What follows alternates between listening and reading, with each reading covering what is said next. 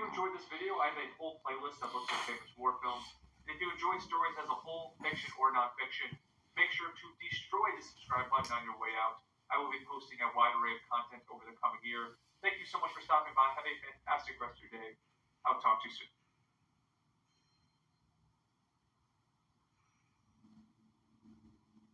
Building your custom home is now easier than ever. And with America's Home Place, we can show you how. During our 50 years as a custom home builder, we built homes for nearly 40,000 families and mastered the art of building in the process. From clearing your lot to handing you the keys to your new forever home, we're with you every step of the way.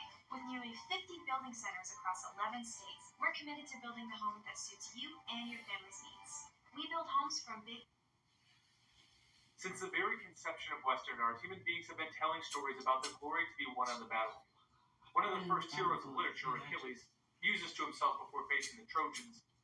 Mother tells me, the immortal goddess Thetis with her glistening feet, that two fates bear me on to the day of death. If I hold out here and lay siege to Troy, my journey home is gone, but my glory never dies. If I voyage back to the fatherland I love, my pride in my glory dies. Homer's poem had an enormous impact on the conquerors of antiquity. Plutarch tells us that Alexander the Great carried a copy of the Iliad, edited by Aristotle, along with him during his conquests. Imagine the modern price tag on that thing. And the Roman Virgil wrote the Aeneid to display the Roman conception of warlike virtue, which was heavily influenced by the Iliad. Franz von Mach's 1982 painting of Achilles' triumph after he kills Hector in single combat perfectly encapsulates the glory Achilles gave his life to feel. He stands tall in his chariot, enemy helmet in hand, soldiers celebrating behind him, while the once powerful Hector is dragged across the dirt. 25 years after Mach's triumph of Achilles, another painting was created by Christopher Nevinson that makes glory the central theme, but it looked a little bit different. This is Nevinson's painting, titled Path of Glory. The painting and Humphrey Cobb's novel, which was the source material for Kubrick's movie, derived from a line in Thomas Gray's poem, Elegy Written in a Country Churchyard. The line reads, "The path of glory lead but to the grave." I'll leave a link to the entire poem in the description. It's a striking line and one that has inspired many brilliant artists, one of which being a young Stanley Kubrick. His 1957 film, Path of Glory, based on Humphrey Cobb's novel, is a masterpiece, the first of many in his long career, and it's one of his most sentimental movies. The sexual themes emphasized in Full Metal Jacket and Dr. Strangelove are largely absent, with focus instead being put on the tragic results of wartime ambition and facing the unjust realities of life. The former topic is where we'll start. Kubrick begins the movie by telling the audience how World War I was fought. The narrator tells us successful attacks were measured in hundreds of yards and paid for in lives by hundreds of thousands. The soldiers we're about to follow are not fighting for Berlin or Paris. They're fighting for relatively small chunks of land, in this particular story, the Anthill, a name chosen to emphasize its insignificance. The Anthill only becomes a major target when General Paul Moreau is not so subtly offered a promotion for its capture. Moreau at first acknowledges the impossibility of the mission, but then convinces himself that it's manageable if the soldiers are sufficiently courageous. The strategic conversations occur in beautiful, bright interiors, meant to contrast the claustrophobic trenches. The Path of Glory is not meant for the soldiers, many of whom will be cut to pieces by machine guns and artillery within moments of the initial charge.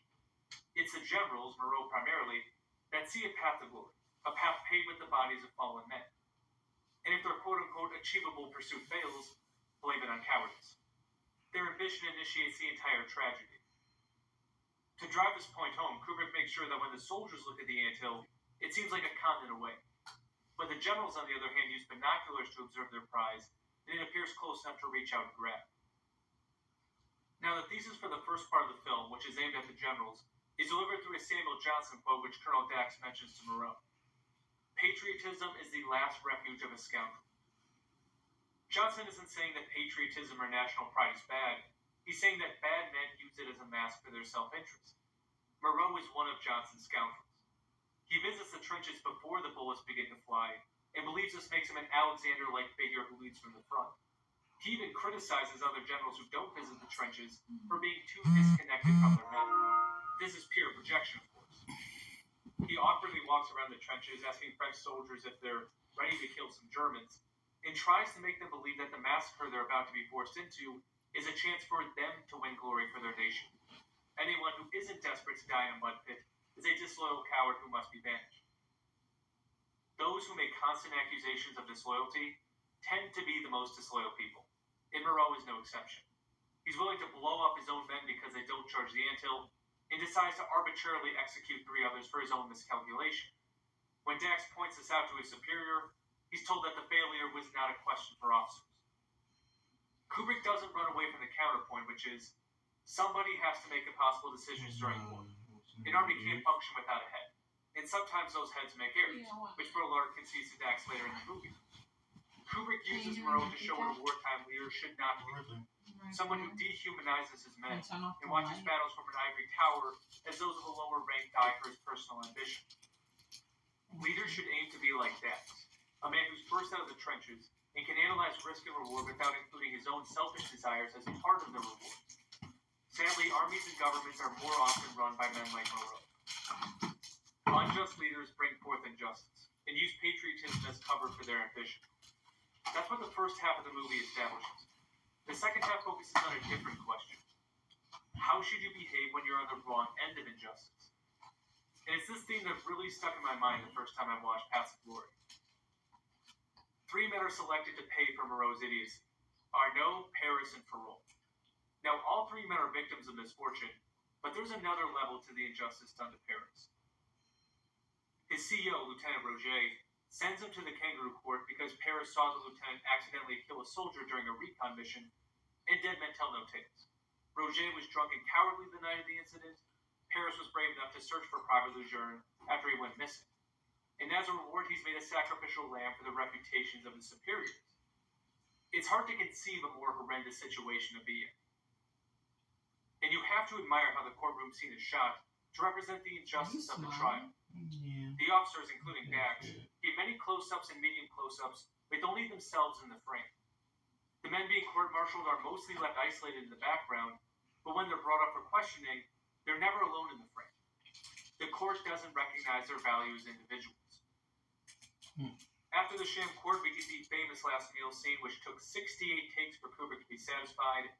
A new duck had to be prepared for almost every take, and I've heard that Stanley remains a villain in the duck community to this very day. What I love about Paths of Glory is how it teases a conventional happy ending. Dax is the hero, Moreau is the villain, so of course Dax will save the unlucky men and ride off into the sunset. Ferrol is convinced that this will be the case early on, and when the artillery captain informs Dax about his treacherous orders, you begin to see that cheerful image in your mind. Kubrick himself very nearly went in this direction for commercial reasons. But that's not how life is. And once the 3 men acknowledge their fate, they all crumble apart in their own way. Ferrol sobs his eyes out to Father Dupree. Timothy Carey is brilliant, by the way. Arnaud harasses Dupree and ends up getting brain damage in the resulting skirmish. And Paris, with the help of a cockroach, descends into an existential crisis. All of the responses are understandable, and I think the movie asks the viewer to consider how they would respond in a similar situation. Now, the ideal to strive for is not Ferrol or Arnaud. And on the morning of the execution, it looks like Paris is going to go down in a similar fashion to Ferrol. But then the sergeant who's supposed to escort the condemned men changes his outlook. This is the last decision you'll have a chance to make on Earth. You can pull yourself together, act like a man, or we'll have to drag you out of here. In the end, it'll all be the same. It's up to you. Paris takes those words to heart, and his final moments are some of the most moving in film history. This shot in particular gets me every time because it shows the 2 paths we can take. It's sort of ironic that Ferrol would despair at the thought of leaving a life that condemns him to unjust execution, but that's the odd relationship almost everyone has with life. It can be unbearable at times, full of random suffering, but the thought of an ending is terrifying. Shakespeare, of course, describes that fear perfectly, and to be or not to be. Paris overcomes his fear. When Roger approaches him, the man who sent him to die, he doesn't even show a hint of anger or resentment. He denies the blindfold, accepts Roger's empty apology, and then accepts death. And after 5 minutes of build-up, the execution happens in the blink of an eye. Life goes on. The next shot is of the generals dining in luxurious peace, and Moreau praises how wonderfully the men died. Although Dax is not able to save his men, he does see a glimmer of hope at the end. A German woman is brought to the French to perform, Kubrick's future wife of 40 years, by the way, and at first they heckle her and make her even more terrified than she already is, which causes Dax to think, maybe these soldiers are just as inhumane as the generals. But when her song begins, every single man is brought back to life before the war, and Kubrick gives incredible close-ups to show the yearning and sadness in their eyes. The emotional shift shows Dax that the decent good men are still there. It's just that the war has hardened their hearts, as it would anybody. But they aren't hardened forever. They just need to be reminded of goodness, compassion, in a world where survival is not the only objective, which is what the girl's song does. Despite ever-present calls for world peace, war will never go away, not as long as humans are around. The pursuit of personal glory disguised as national interest has started and intensified many conflicts, and Kubrick shines a light on what that looks like in its most absurd form. 5 years later, he'll dive even deeper with Dr. Strangelove. But maybe the most important takeaway from Path of Glory centers on how we react to the slings and arrows of outrageous fortune. There will always be a strong impulse to wave a fist at the sky and rage or weep over what's gone wrong. But that's not the ideal aim. Paris is the ideal. Stand tall and endure, and if you go down with self-respect. There are so many layers to Path of Glory you can study every scene for a week. That's what makes Kubrick special and why his movies continue to have a major impact on people every single day. If you want to see more Kubrick analysis videos, I have a few others you might enjoy. And make sure to like and subscribe on your way out to watch more film content from me in the future. Thank you so much for stopping by. Stay safe. Have a fantastic rest of your day. I'll talk to you soon.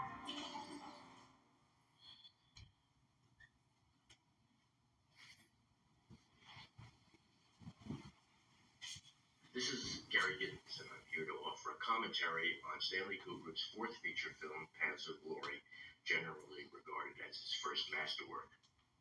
Bryner Productions was Kirk Douglas's company, and his participation made this film possible. Douglas was at the peak of his stardom in 1957, and his salary accounted for more than a third of the film's. OGX formulas soften hair up to 2 times softer in just 2 washes. Discover yours.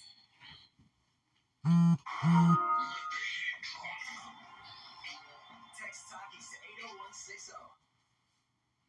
Better Call Saul ended in August of 2022, sending fans of Vince Gilligan's world and executives at Cinnabon into a deep depression. But the benefit of time has afforded us a chance to take a big step back and ask ourselves, What's it all mean? What's the point?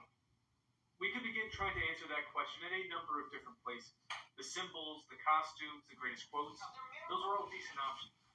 But at the end of the day, both shows are anchored to their main characters, Walter Harbaugh White and James Morgan McGill. Temperamentally, the men are completely opposite. When Saul strolls into Walter's classroom against the advice of Mike with the intention of becoming Walter's money launderer, he says, I was terrible at chemistry. I'm more of a humanities guy. Many of their personality differences can be summed up by that line. Jimmy wields magnetic charisma and a gift for pragmatism. Walter's social skills are not quite as advanced. Walt, what's wrong with you? But given that Walter's adolescence was spent in a lab, his inferiority to Jimmy in that regard is not shocking.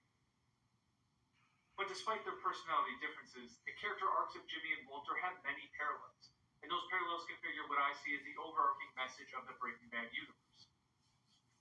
Now, there is a debate surrounding what the title of the universe should be, the Gilligan-verse, the Albuquerque-verse, whatever it's called, but I think Breaking Bad makes the most sense since both television shows are studies in how and why human beings decay morally. Walter White's story is given that title, but it also extends to the characters around him. Jesse becomes a murderer, Skyler launders drug money, and participates in this scene. That's not to say that Skyler and Jesse venture deeper into the abyss than Walter, but they break the ethical boundaries they would have set for themselves in episode 1. Sometimes for understandable reasons, of course. It is important for your boss to have an enjoyable birthday party. The two central characters of Better Call Saul embark on a similar journey. The primary timeline of Better Call Saul is about how Jimmy, inch by inch, surrenders to his worst impulses, which are embodied by Saul Goodman. And Jimmy's transformation can't be completed without him becoming his deputy in crime. The overarching story asks the audience a couple questions. What conditions contribute to the growth of Walt and Jimmy's narcissistic and destructive behavior, and how can we arm ourselves against those conditions? At the beginning of Breaking Bad and Better Call Saul, our characters are not in a position of power. Walt is a disrespected high school teacher who moonlights at a car wash. Jimmy is a public defender who nobody takes seriously.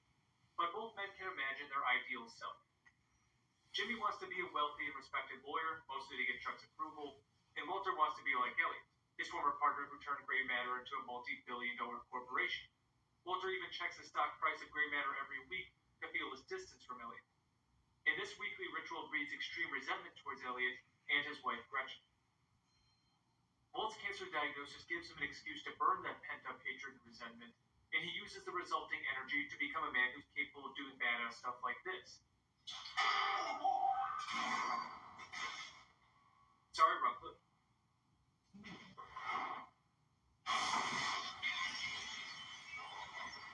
But eventually the excuse runs its course. In the 9th episode of Season 2, Walt learns that his experimental cancer treatment has worked, and he's in remission.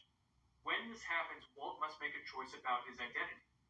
He can either hang up the black hat and choose to support his family through legal means, or allow the Heisenberg persona to fully conquer Mr. Chips. Jimmy's life is the inverse of Walter's in many ways. Instead of playing life too safe, he lives carefree and erratically, culminating with the Chicago sunroof and subsequent threat of becoming labeled a sex offender. Chuck flies out to save his brother's ass. His facial expressions communicate his feelings about that mission, but he manages to strike a deal with Jimmy. If I do this, do not make a fool out of me. This deal with Chuck is Jimmy's reverse cancer diagnosis. Jimmy gravitated towards reckless, self-indulgent behavior from a young age because he constantly watched his father be exploited by men who live by a wolves and sheep mentality. Jimmy runs as far away as possible from his dad's example. But after being rescued by Chuck, Jimmy has a powerful reason to abandon his Slip and Jimmy lifestyle. He loves his brother and doesn't want to let him down. Jimmy even works towards a law degree to make Chuck proud. In Season 1 of Better Call Saul, Jimmy relies on his Chicago skills to cut corners, but he does restrain himself for Chuck's sake. However, like Walt's cancer diagnosis, this motivating factor dies. Jimmy discovers that Chuck wants to cripple his potential, Tuco style, because Slipping Jimmy with a law degree is like a chimp with a machine gun. when this truth comes out, Jimmy must make a choice about his identity. Since satisfying Chuck is no longer a sufficient reason to live a lawful life, he can either revert to his Slip and Jimmy ways, or prove his brother wrong by making Jimmy McGill a well-respected name in Albuquerque law. It does not take long for Jimmy to make his decision. I know what stopped me. You know what? It's never stopping me again. Even after these decisions, the Walter of Season 3 is far from the kingpin who orders hits in Season 5, and the Jimmy of Season 2 is not close to becoming a criminal lawyer. Their behavior continues to be restrained. For Walter, the reason is family. He wants to keep his marriage and children. For Jimmy, it's Kim Wexler. She lives by a moral code closer to Chuck's, and he doesn't want to alienate her by acting too outlandish. These restraints end up being too weak. Once Walter discovers that Jesse's cooking blue sky for Gus, his pride ropes him back into the game. He can't allow Jesse to become another Elliot. Now, Walt knows that cooking for Gus means the end of his marriage, so he signs off on the divorce papers. For me, this is Walt's point of no return. If a point of no return could be identified for Jimmy, it would be Chuck's death. The fire doesn't instantly transform him into Saul Goodman. The transformation is not complete until Kim's departure. But when Chuck tips over the lantern, the die is cast. Jimmy needs a way to suppress the pain. Saul Goodman is the solution. After Kim watches Jimmy use fake grief to get his law license back, she has two options. She can leave right then and there because Jimmy's refusal to confront Chuck's death is evidently corrupting him, or she can learn to live with his new Saul Goodman. She chooses the latter because Saul Goodman, as it turns out, needs a lot of fun. And on top of that, his loose morals are very helpful for defending the little guy. If your We sock all know how smells, this decision ends for Kim. Bullets, brains, breakup. And after she leaves, the Saul Goodman dosage must be cranked up to numb the pain. Jimmy McGill overdoses on the persona, and Saul Goodman is all that's left. Those are the two stories in short. Jimmy becomes Saul to escape the pain of losing Chuck and Kim. Walt becomes Heisenberg to take revenge on those who he believes prevented him from becoming his ideal self. Revenge in the form of becoming the anti-Elliot. This distinction is best shown in the scene between Walt and Jimmy in the series finale of Better Call Saul. Saul hides from his regrets. Walter alters them to fit his resentment-based narrative. Hey, maybe we could just unplug it. Cut a wire or something? No, listen, no reason to stay down here without hot water when it's something that I can easily fix. It's human nature to blame others for our own shortcomings and internalize regrets, so Jimmy and Walter were sailing against the wind. But what could have they done differently to avoid their disastrous endings? We could trace their problems all the way back to the beginning. If Jimmy's dad acts more courageously and stands up to the hustlers, Jimmy never develops a fondness for their lifestyle. Walter's insecurities are never explained completely, but I think they go back to growing up without his father, who died when he was young. Jimmy could not change his father's behavior, and Walter couldn't cure his father's disease. But those misfortunes did not set their futures in stone. The solution emphasized by the writers of both shows is self-knowledge. At the end of Walter's life, he admits to Skylar that he embraced Heisenberg because he liked him. His actions were purely selfish. Jimmy does the same by admitting to the court of law and Kim that his life as Saul was motivated by greed, and more importantly, that the death of Chuck was partly his fault. Unfortunately, these admissions of guilt happen too late. There's already a trail of destruction behind both of them. But both men were given chances to accelerate the admission process. Following Chuck's death, Kim suggests to Jimmy that he should try therapy, but he decides not to. Howard, on the other hand, does go to therapy and ends up recovering quite well. Now, Jimmy doesn't seem like a person who can take therapy sessions seriously, so maybe he would have failed. But Jimmy doesn't talk about Chuck's death with anyone, not even Kim. He allows the regret to fester and eventually puts Saul Goodman in charge of containing it. A few hours of vulnerable conversation could have prevented that defense mechanism. Walter's situation was trickier. Kim knew there was something off with Jimmy. Skylar didn't pay enough attention to Walter to notice how unfulfilled he was. Without the cancer diagnosis, Walter likely would have quietly drifted through the remainder of his life.